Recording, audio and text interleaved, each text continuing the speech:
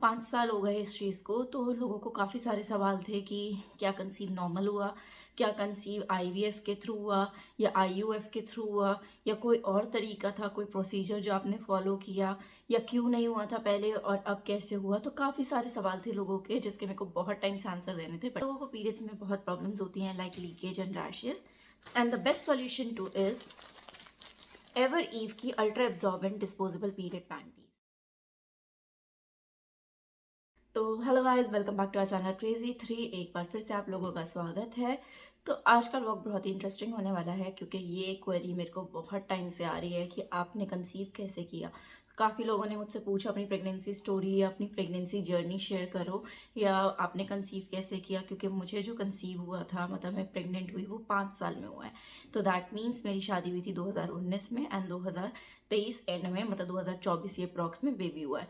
तो 5 साल हो गए इस चीज़ को, तो लोगों को काफ़ी सारे सवाल थे कि क्या कंसीव नॉर्मल हुआ, क्या कंसीव आईवीएफ के थ्रू हुआ या आईयूएफ के थ्रू हुआ, या कोई और तरीका था, कोई प्रोसीजर जो आपने फॉलो किया, या क्यों नहीं हुआ था पहले और अब कैसे हुआ। तो काफ़ी सारे सवाल थे लोगों के, जिसके मेरे को बहुत टाइम से आंसर देने थे। मुझे काफ़ी टाइम से टाइम नहीं मिला था, लेकिन आज मैंने टाइम निकाला कि आज मैं सारे क्वेश्चन के आंसर्स दूंगी कि कैसे मेरी जर्नी रही, किस तरीके से क्या प्रॉब्लम्स फेस की। तो जो लोग हमारे क्रेजी 3 से बहुत पहले से जुड़े हुए हैं, उन लोगों को पता ही था कि मेरे को एक्टोपिक प्रेगनेंसी थी। तो जिन लोगों को एक्टोपिक प्रेगनेंसी के बारे में नहीं पता, तो एक्टोपिक प्रेगनेंसी में क्या होता है कि आप लोगों ने सुना होगा, इंग्लिश टर्म में नहीं हिंदी टर्म में सुना होगा, कि जो आपकी फेलोपियन ट्यूब होती है उसके अंदर बेबी फंस जाता है, जिसकी वजह से उसे ऑपरेट करना होता है। वो प्रेगनेंसी को आप कंटिन्यू नहीं कर सकते हो। तो उसके ऑपरेट करने के दो तरीके होते हैं। एक तो इंजेक्शन के थ्रू वो अबॉर्ट हो जाए, जिसके चांसेस खाली 1% होता है, और अगर वो सक्सीड नहीं हुआ तो सेकेंड होता है कि आपकी फेलोपियन ट्यूब निकाल ली जाती है। तो मेरा फर्स्ट वाला सक्सीड नहीं हुआ था, इस वजह से मेरी फेलोपियन ट्यूब को निकाला गया था। तो इस वजह से मेरी एक ही फेलोपियन ट्यूब बची थी, जिस वजह से मेरी प्रेगनेंसी या कंसीविंग के चांसेस 50% हो गए थे। बट ये एक रीज़न नहीं था, क्योंकि काफ़ी लोगों को ऐसा होता है कि एक ट्यूब से भी 3-3, 4-4 बच्चे हुए हैं। तो ये मतलब कि ऐसा कुछ नहीं है कि आपको एक ट्यूब होती है तो कंसीव नहीं हो सकता है, आराम से हो सकता है। लेकिन क्या कहते हैं, काफ़ी सारे सर्कमस्टांसेस भी होते हैं। जैसे मैं एंग्जाइटी पेशेंट थी, जिन लोगों को पता है, तो इस वजह से मेरी मेडिकेशन की वजह से जो बहुत हार्ड होती हैं, तो मैं जो है कंसीव नहीं कर सकती थी। मुझे अलाउड नहीं था, डॉक्टर्स की रिकमेंडेशन थी कि डॉक्टर्स ने रिकमेंड किया था कि अभी आपको नहीं बेबी करना चाहिए, क्योंकि बेबी पे दवाइयों का असर पड़ेगा, तो और या तो एंग्जाइटी की दवाई छोड़नी पड़ेगी। तो इस वजह से हमने काफ़ी टाइम लिया, क्योंकि हमें मेरे को एंग्जाइटी से रिकवर करना था, और उसे रिकवर करने में मुझे काफ़ी टाइम लगा। तो इससे पहले मैं आप लोगों के साथ अपनी कंसीव जर्नी शेयर करती हूँ। मैं आप लोगों को एक प्रोडक्ट के बारे में बताना चाहती हूँ, जिसने मुझे पोस्टमार्टम फेज में बहुत हेल्प की है। Yes, I am talking about periods that we face after delivery. आप लोगों को पीरियड्स में बहुत प्रॉब्लम्स होती हैं, like leakage and rashes, and the best solution to is एवर ईव की ultra absorbent disposable period panties. तो एवरीव की ultra absorbent disposable period panties को आपको बस नॉर्मल पैंटी की तरह वियर करना है, एंड यूज़ करने के बाद आपको उसे बस डिस्पोज करना है। These have innovative technology that gives 360-degree all-round protection to prevent front, back और side leakage। तो ये बेसिकली कॉम्बिनेशन है आपका पैंटीज़ विद सैनिटरी पैड्स। तो हर एक पैंटी आपके इंडिविजुअली पैक्ड आती है कवर के साथ। आपको बस इस कवर को टियर करना है एंड नॉर्मल पैंटी की तरह ही वियर करना है। Since you don't have to wear panty, आपको ना ही स्टेन्स की दिक्कत होगी और ना ही वॉश करने की। इसका बहुत ही feathery and cottony soft breathable material है। It also has super absorbent micro beads, instantly locks overflow with 4x absorption capacity. तो अगर आप ऑफिस जाते हैं, स्कूल जाते हैं, कॉलेज जाते हैं, या बहुत ज़्यादा ट्रैवल करते हैं, तो आप लोगों के लिए बहुत ज़्यादा हेल्पफुल रहेगा, क्योंकि आपको बस इसे यूज़ करना है एंड इसके बाद डिस्पोज करना है, लाइक नॉर्मल पैड्स को जैसे आप डिस्पोज करते हैं। तो अगर आपको ये प्रोडक्ट पसंद आया, तो इसका डायरेक्ट जो लिंक है वो आपको मेरे डिस्क्रिप्शन बॉक्स में मिल जाएगा। And if you want to be carefree during your periods, तो go get your hands on this product. तो अब मैं आप लोगों के साथ अपनी प्रेगनेंसी जर्नी शेयर करती हूँ कि कैसे मुझे कंसीव हुआ। और ये जो जितना भी मैं आपको प्रोसीजर बताऊंगी, ये सब जो है जो मेरे साथ हुआ है, मैं अपना एक्सपीरियंस बता रही हूँ। मैं कोई डॉक्टर नहीं हूँ जो आपको इलाज बता रही है या कुछ बता रही हूँ। मैं बस अपना एक्सपीरियंस शेयर कर रही हूँ कि अगर आप उससे गो थ्रू कर रहे हैं, या सेम आज आपका इलाज चल रहा है, तो आपको उसके बारे में पता हो। या तो अगर आपको कंसीव नहीं हो रहा है, तो आप अपने डॉक्टर से इसके बारे में बात कर सकते हैं। तो जो प्रोसीजर मैंने गो थ्रू किया है, उसकी बस मैं एक्सपीरियंस शेयर कर रही हूँ। जितना भी मैं आप लोगों लोगों को प्रोसीजर बताऊंगी, मैं अपनी रिपोर्ट भी आपको शेयर करूंगी जिससे आपको थोड़ा आइडिया हो जाए कि एक्चुअल में किस तरीके से रिपोर्ट आती है, क्या होता है। तो सबसे पहले मैं आप लोगों को बता ही चुकी हूँ कि मेरी एक ही ट्यूब है, तो इस वजह से कंसीव 50% चांसेस हो जाते हैं। दैट मीन्स कि अगर आपको कंसीव होने को 1 महीने में भी हो जाए और ना हो तो 10 महीने, 1 साल, 2 साल भी लग जाता है, क्योंकि जो हमारे ओवरी में एग बनते हैं वो ऑल्टरनेट बनते हैं, या तो ऑल्टरनेट ना बन के आप लोगों को जैसे एक ही ओवेरी में ज़्यादा एग बनता है, एक में कम बनता है, तो इट्स अ नेचुरल प्रोसेस। तो उसका कुछ वो नहीं होता कि भाई किस में कब क्या बनेगा, ये ऑल्टरनेट ही बनेंगे। तो इस वजह से आपको जब जैसे मेरी राइट ओवरी मतलब राइट फेलोपियन ट्यूब निकाली गई थी, तो मुझे लेफ्ट से ही कंसीव होने के चांसेस थे। तो लेफ्ट में जिस टाइम पे एग बनेगा उसी वक्त जो है मुझे कंसीव हो सकता है। तो इस वजह से किस वक्त आपको एग बन रहा है, किस ओवरी में बन रहा है, उसका पता होना बहुत ज़रूरी है। तो उसका पूरा एक प्रोसीजर था। ना ही मैंने आईयूएफ ना ही आईवीएफ इसके थ्रू कंसीव नहीं किया। It's a normal procedure. अगर आप चाहते थे तो आप लंबा भी चल सकते थे, लेकिन मैंने गो थ्रू किया इस प्रोसीजर को, क्योंकि इससे क्या होता है कंसीव के चांसेस बिल्कुल मतलब कि आपके ज़्यादा बढ़ जाते हैं। प्लस आपको पता होता है कि आप किस डायरेक्शन में जा रहे हो। तो मेरी एज 31 थी जब मैंने कंसीव किया, तो इस वजह से मुझे डॉक्टर ने बोला था कि इस प्रोसीजर को गो थ्रू करो, क्योंकि एक एज फैक्टर, मेरी डॉक्टर का मानना है कि एज फैक्टर एक बहुत बड़ी चीज़ है। जो लोग बोलते हैं कि जब टाइम होगा तब करना, या बाद में करना, या बाद में सोचना, नहीं, ये सब चीज़ें बातें मेरे को बातें लगती हैं, मेरी डॉक्टर को भी बातें लगती थी। हाँ, आपको रेडी होना बहुत ज़रूरी है, बट रेडी की भी एक एज होती है। 35 से पहले तो आपको डेफिनेटली प्लान कर लेना चाहिए, जैसा मेरी डॉक्टर ने कहा था। एंड 30 से पहले एक चाइल्ड आपका हो जाना चाहिए, बट आई वॉज 31। तो मेरी डॉक्टर ने कहा था कि you should not wait, at least go through this procedure. बहुत सिंपल प्रोसीजर है, आपको कोई ऐसा नहीं है कि आपको बहुत टफ लगेगा। तो इस वजह से आपको ये होगा कि at least when you are 32 you will have a child. तो ये जो प्रोसीजर है ये बेसिकली आपका फॉलो होता है लेट्रोस दवाई से। तो एक दवाई होती है जो कि आपको फोर्स करती है, आपके ओवरी को फोर्स करती है कि वो दोनों तरफ थोड़ा सा ज़्यादा प्रेशर लेके एग बनाए, क्योंकि राइट में अगर मेरे एग बनता भी है तो उससे कोई फ़ायदा नहीं है। वी वांट कि हमारा जो एग हो वो लेफ्ट में हो। तो जो लेट्रोस दवाई थी उसने मुझे हेल्प की कि वो मुझे एग बनाने में हेल्प करे। लेकिन एग बन भी जाए then also it's not confirm कि आपको प्रेगनेंसी कंसीव ही होगी। बट इससे पहले मेरी डॉक्टर ने मुझे फॉलिक एसिड दवाई दी थी, which is very important before you are planning your pregnancy. मतलब जब भी आपने अपनी प्रेगनेंसी को प्लान कर रहे हो उससे 1-2 महीने पहले आप फॉलिक एसिड लेना शुरू कर देते हैं, जो कि मेरी डॉक्टर ने मेरे को रिकमेंड की थी। तो मैं बी लॉन्ग एफ लेती थी उसके लिए। और उसके बाद जब मैंने ये प्रोसीजर शुरू किया तो 3 दिन जो होती है वो आपको लेट्रोस दवाई देते हैं। 3 या 5 दिन लेट्रोस दवाई देते हैं। और वो लेट्रोस दवाई जो होती है वो फोर्स करती है ओवरी को एग प्रोड्यूस करने के लिए। तो जब उसके बाद क्या होता है कि 10वें या 12वें दिन जब आपको डॉक्टर को ऐसा लगता है कि वो एग जो है वो आपको उस साइज़ तक पहुंचा होगा जिस साइज़ का आपको चाहिए होता है कंसीव करने के लिए, तो उसे देखने के लिए आपको अल्ट्रासाउंड जाना होता है, जिसे हम कहते हैं फॉलिकुलर स्टडी। तो बेसिकली फॉलिकुलर स्टडी में क्या होता है कि आपके एग को डिटेलिंग देखी जाती है, क्योंकि हमारा एग जो होता है 18 to 20 या 22 mm चाहिए होता है कंसीव होने के लिए। तो हम उस टाइम तक का वेट करते हैं कि इस टाइम तक का हमें वेट करना है। तो उस टाइम के लिए आप लोगों को फॉलिकुलर पे जाना होता है, जो कि अराउंड होता है 12वें दिन। तो 12वें दिन के बाद it depends on your doctor कि वो आपको हर विजिट पे बुलाए फॉलिकुलर की, या तो आपको जैसे 2 दिन छोड़ के 1 दिन छोड़ के, वो डॉक्टर ही बता सकती है कि आपका जो एग है वो किस साइज से बढ़ रहा है। तो ये चीज़ आपको फॉलिकुलर स्टडी के थ्रू मिलती है। तो उसके पर विजिट चार्जेस होते हैं, किसी में 800 होते हैं, किसी में 600 होते हैं, मेरे में 1000 रुपीज़ पर चार्ज था, लाइक पर सेटिंग, जो भी आपका अल्ट्रासाउंड होता है जिसके अंदर आपका वो एग का साइज बताते हैं। तो इस तरीके से मेरी 5 सेटिंग हुई थी। एंड 5 सेटिंग में जो था मेरा एग रप्चर हो चुका था जब मैं 5वीं सेटिंग पे गई थी।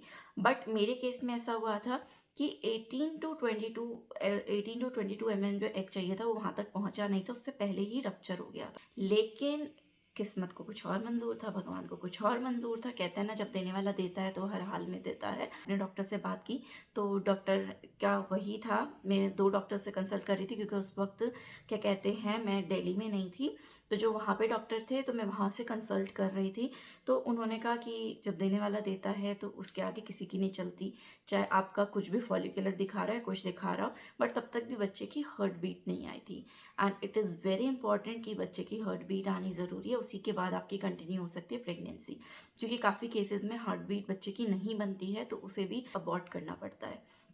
तो इस वजह से मेरा नेक्स्ट वीक फिर अल्ट्रासाउंड हुआ था, जिसे अर्ली प्रेगनेंसी अल्ट्रासाउंड कहते हैं। तो अर्ली प्रेगनेंसी अल्ट्रासाउंड में पता चला कि it was like 5 weeks 2 days and आपकी हार्ट बीट 6 वीक्स के आसपास आती है। तो 6 वीक्स पे मैं दोबारा से गई थी अल्ट्रासाउंड करा, लेकिन उसके बाद भी बहुत इंपॉर्टेंट टेस्ट होते हैं एंड जिसके साथ 5 साल, मतलब कि ऐसा था कि भाई एज भी हो रही है और 5 साल हो गए हैं, तो हर स्टेज बिल्कुल ऐसा लगता है कि ये स्टेज बहुत मुश्किल है, ये स्टेज बहुत मुश्किल है, ये स्टेज बहुत मुश्किल है। तो फर्स्ट 3 मंथ्स मुझे कोई प्रॉब्लम नहीं हुई, लाइक कोई मॉर्निंग सिकनेस वगैरह कुछ भी नहीं थी। तो first 3 months were very good. Third month पे आपका एक और टेस्ट होता है, दैट इज़ 11 to 13 वीक्स पे, जो कि बहुत इंपॉर्टेंट होता है, डबल मार्कर टेस्ट या डुअल मार्कर टेस्ट लोग अलग नाम से बोलते हैं। ये इसी वीक में होता है जिसके अंदर आई गेस क्रोमोसोमल चेक करते हैं, कुछ ऐसा होता है, ऐसा कुछ चेक करते हैं, विच इज़ वेरी वेरी इंपॉर्टेंट। वो टेस्ट कराना बहुत इंपॉर्टेंट होता है। तो उस टेस्ट का रिजल्ट आता है, उस टेस्ट में भी ऐसा रहता है कि यार क्या टेस्ट आएगा, क्या टेस्ट आएगा, क्योंकि उस टेस्ट के बाद पता चलता है कि आपको आगे कंटिन्यू करनी है प्रेगनेंसी या नहीं। तो वो वाला टेस्ट और हार्ट बीट वाला, ये दो बहुत इंपॉर्टेंट होते हैं। हार्ट बीट का अल्ट्रासाउंड होता है, अर्ली प्रेगनेंसी अल्ट्रासाउंड, और ये वाला आपका ब्लड लेकर और डुअल मार्कर टेस्ट किया जाता है। तो थर्ड वीक का डुअल मार्कर टेस्ट भी मेरा सही आया। उसके बाद आपका होता है, अगर आप चाहें तो हर मंथ भी अल्ट्रासाउंड करा सकते हैं जैसा डॉक्टर बोलते हैं, लेकिन जो जैसे बड़े बुजुर्ग बोलते हैं तो वो कहते हैं कि नहीं, जो इम्पोर्टेंट है खाली वो कराने चाहिए। तो मैं यहाँ पे बस आपको इम्पोर्टेंट के बता रही हूँ। बट मेरी प्रेगनेंसी जर्नी मुझे बहुत ज़्यादा वो थी, लाइक टेंशन रहती थी कि नहीं क्या होगा, अब क्या होगा, अब क्या होगा। तो इस वजह से मैं हर मंथ अल्ट्रासाउंड कराती थी। मतलब अगर 9 मंथ्स थे तो मैंने 9th मंथ ही अल्ट्रासाउंड कराया है। तो इस तरीके से मेरे अल्ट्रासाउंड्स थे। बट आप लोगों की विश है कि अगर आप लोगों को खाली इंपॉर्टेंट इंपॉर्टेंट कराने हैं टेस्ट, तो इंपॉर्टेंट इंपॉर्टेंट अल्ट्रासाउंड कराओ। तो उसके बाद जो इंपॉर्टेंट अल्ट्रासाउंड होता है वो है अनोमली स्कैन, जो कि आपका 5th मंथ में होता है, जिसके अंदर आपके बच्चे के सारे पार्ट्स बॉडी के देखे जाते हैं कि आपका बॉडी ग्रोथ, बच्चे की जो बॉडी पार्ट्स वगैरह वो सही बने या नहीं, हार्ट वगैरह का चेक होता है, पूरा आपका लाइक जो उसमें फ्लो जा रहा है बेबी को चेक होता है अच्छे से। सारे टेस्ट आपके 5th मंथ में होते हैं, जो कि बहुत ज़्यादा इंपॉर्टेंट है, उसे मिस नहीं करना होता 5th में। उसके बाद जो नेक्स्ट होता है वो उसके बाद होता है हमारा ग्रोथ टेस्ट, जो कि लेट प्रेगनेंसी में होता है, लाइक 27-28 वीक पे करता है, कुछ 32 वीक पे भी करता है, जिसके अंदर आपके बच्चे की ग्रोथ देखी जाती है कि आपके बच्चे की सही ग्रोथ हो रही है, आप सही तरीके से मेडिकेशन ले रहे हैं, जिस वजह से आप लोगों की वो ग्रोथ जो है बच्चे की बिल्कुल सही जाए, क्योंकि आपके बेबी का वेट वगैरह देखा जाता है। उसके अलावा आपके बच्चे के जो हाथ पैर हैं वगैरह ये सब सही बन रहे हैं, जो ग्रोथ होनी चाहिए वो हो रही है, नहीं हो रही है, ये सब भी टेस्ट होता है। तो इसलिए ये वाला टेस्ट भी बहुत इंपॉर्टेंट होता है। तो ये सब तो आपकी डॉक्टर आपको बता ही देगी। तो ये थे इंपॉर्टेंट टेस्ट जो कि मैंने अपनी प्रेगनेंसी में कराए। 3rd मंथ में आपका एक और इंपॉर्टेंट टेस्ट होता है जिसके बारे में बताना भूल गई, जिसके अंदर आपके बेबी की नेजल बोन और यहाँ पे रीढ़ की हड्डी चेक होती है। उस स्कैन को कहते हैं एंटी स्कैन, कुछ एंटी एनवी स्कैन भी कह देते हैं। तो वो होता है anti scan, which is very very important. तो जो इंपॉर्टेंट टेस्ट है मैं दोबारा से बता देती हूँ। सबसे पहले अर्ली प्रेगनेंसी टेस्ट, जिसके अंदर आपकी हार्ट बीट देखी जाती है, बच्चे की हार्ट बीट आई है नहीं आई है। उसके बाद सीधा आपका आप जो इम्पोर्टेंट टेस्ट है वो होता है dual marker test, that is an 11 to 13 week. उसके बीच में ही होना कंपलसरी होता है वो। और साथ ही में आप वहाँ पे कराते हैं एंटी एनवी स्कैन, जो कि बहुत इंपॉर्टेंट है, जिसे मिस नहीं करना चाहिए। उसके बाद 5th मंथ का जो टेस्ट होता है, जिसके अंदर पूरा एनॉमली स्कैन भी कहते हैं, जिसके अंदर बेबी के पूरे बॉडी पार्ट्स देखे जाते हैं, वो वाला टेस्ट बहुत, ये अल्ट्रासाउंड बहुत इंपॉर्टेंट होता है। एंड उसके बाद सीधा लास्ट में आपका होता है ग्रोथ स्कैन, जो बच्चे की पूरी ग्रोथ, ओवरऑल ग्रोथ वगैरह को देखा जाता है, तो वो भी बहुत इंपॉर्टेंट होता है। तो ये वाले स्कैन्स आपको मिस नहीं करने हैं। मैंने इन सारे स्कैन्स के बारे में आपके यहाँ पर क्या कहते हैं स्क्रीन पे दे दिया है, तो आप इसे देख सकते हैं। प्लस मैं आप लोगों से एक और चीज़ के बारे में बात करना चाहूँगी, जो मेरे लिए बहुत ही न्यू कॉन्सेप्ट था, जो कि मैंने अपनी प्रेगनेंसी में फेस किया और जिसे काफ़ी कम मतलब कि लोगों को मिलता है वो है LFT, लिवर फंक्शन टेस्ट। तो बेसिकली जब 7th मंथ मेरा शुरू हुआ था तो मुझे पूरे ओवरऑल बॉडी में इचिंग होने लग गई थी। Itching is normal in pregnancy, जो कि आपके स्टमक एरिया पे होती है, बट पूरी बॉडी पे बुरी तरह से इचिंग होना, लाइक जैसे बहुत सारी चींटियों ने काट लिया, मच्छरों ने काट लिया, तो ऐसी इचिंग होती थी। तो मैंने कंसल्टेड माई डॉक्टर, तो उसने बताया कि आप ना LFT चेक कराओ और KFT चेक कराओ। बेसिकली LFT होता है। तो मैंने LFT चेक कराया, तो LFT में मेरा जो था, LFT बढ़ा मिला था, मतलब लिवर फंक्शन टेस्ट की जो वैल्यूज़ थी वो बड़ी मिली थी, जिस वजह से क्या होता है कि आपको पूरी बॉडी में इचिंग होती है, जिसकी आपको मेडिकेशन देनी पड़ती है उस इचिंग को या उस LFT को सही करने के लिए। तो ये LFT कोई प्रॉब्लम नहीं है, बहुत ही कम लोगों को मिलता है, बट इसका ऐसा नहीं है कि प्रेगनेंसी में होता है तो पूरी ज़िंदगी रहता है। जैसे ही लाइक बेबी डिलीवर करते हो, उसके बाद आपकी दवाइयाँ 1 हफ्ते बाद या उसके तुरंत बाद बंद हो जाती है, क्योंकि जैसे ही जो बेबी का प्लेसेंटा होता है साथ में जुड़ा हुआ, वो जैसे ही बॉडी से बाहर आता है, आपका LFT नॉर्मल आ जाता है, जिस वजह से आपको आगे कंटिन्यू दवाई करने की ज़रूरत नहीं होती है। तो उसके लिए मेरी यूडिलिफ दवाई चलती थी, यूडिलिफ 300, कईयों की यूडिलिफ 600 भी चलती है 3 टाइम्स अ डे। मेरी यूडिलिफ 300 2 टाइम्स अ डे चलती थी। इस सिनेरियो में क्या होता है, इचिंग तो आपकी कंट्रोल हो जाएगी दवाइयों से, बस डोज बढ़ा देंगे डॉक्टर अगर आपकी इचिंग या आपकी वैल्यूज़ जो हैं LFT की वो बहुत बढ़ रही हैं। बट इस सिनेरियो में एक और दिक्कत होती है, जो कि मुझे पहले मेरे डॉक्टर ने बता दी थी, कि इसमें डिलीवरी जल्दी करानी होती है। जो रिकमेंडेशन होती है वो है 37 वीक्स की। 37 वीक्स पे आप क्या कहते हैं डिलीवरी करा लो, वेदर इट्स नॉर्मल और वेदर इट्स C सेक्शन। क्योंकि इस केस में क्या होता है, LFT वैल्यूज़ बढ़ने की वजह से जो बेबी है वो पेट में पॉटी पास कर देता है, जो कि बहुत ही ज़्यादा खतरनाक होता है बेबी के लिए, क्योंकि बेबी के सराउंड में वाटर होता है, तो वो उस पानी में मिल जाएगी पॉटी, और वो उसे इनहेल करेगा, जिस वजह से बेबी के लंग्स में जाके वो दिक्कत करेगा, जिसकी वजह से बेबी को नुकसान भी हो सकता है या तो बेबी की डेथ भी हो सकती है।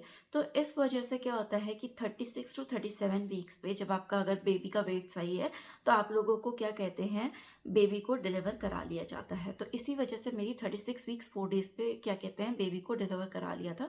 वैसे 37 वीक्स जाना था, मेरे को 37th वीक पे जाना था, बट मेरे को पेन स्टार्ट हो गए थे, इस वजह से मुझे इमरजेंसी में एडमिट करा दिया गया था। तो it was 36 weeks 4 days only. तो मेरी वैसे प्रेगनेंसी 40 वीक्स की होती है। तो LFT सिनेरियो में हमेशा यही होता है कि आपके 36 या 37 वीक्स पे बेबी को डिलीवर करा लेना चाहिए। तो ये थी मेरी पूरी प्रेगनेंसी जर्नी, जो कि मैंने आप लोगों के लगभग सारे सवाल दे दिए होंगे। अगर आपको कोई भी और क्वेश्चन रहता है तो आप कमेंट बॉक्स में लिख सकते हैं, मैं उसका भी आंसर दे दूंगी। और अगर आप लोगों को कोई और प्रॉब्लम है, वो भी आप मेरे से शेयर कर सकते हैं, अगर मुझे उसके बारे में कुछ पता होगा। क्योंकि देखो, मैं डॉक्टर नहीं हूँ, बट मुझे इस तरीके से फीलिंग आती थी, मैं आकांक्षा से उसकी रिपोर्ट्स मांगती थी, मैं भावना से उसकी रिपोर्ट्स मांगती थी, मैं शायद से उसकी रिपोर्ट्स मांगती थी, और मैं कंपेयर करती थी। क्योंकि जब आपको बहुत टाइम बेबी होता है, 5 साल वेट किया है, 4 साल वेट किया है, जिन्हें कंसीव बहुत मुश्किल से हुआ है, या जिन्हें बेबी नहीं हो रहा था और भगवान की कृपा से उन्हें बेबी हो गया, कंसीव हो गया, तो उन लोगों के लिए बहुत टेंशन रहती है हर एक चीज़ में, हर एक कदम पे उन्हें ये रहता है यार ऐसा ना हो जाए। क्योंकि जब मेरा LFT बढ़ा हुआ था, मुझे बस ये टेंशन रहती थी कि डॉक्टर, अगर बेबी लाइक हेल्दी है और अगर बाहर इन्वायरमेंट में आने को तैयार है, तो आप ऑपरेट कर लीजिए, C सेक्शन कर लीजिए, बेबी को कोई नुकसान नहीं होना चाहिए। क्योंकि बेबी क्या कहते हैं, मुझे 5 ईयर्स में कंसीव हुआ है, तो आई नो द वैल्यू कि मुझे कोई प्रॉब्लम हो ना हो, लेकिन बेबी को कोई दिक्कत नहीं होनी चाहिए।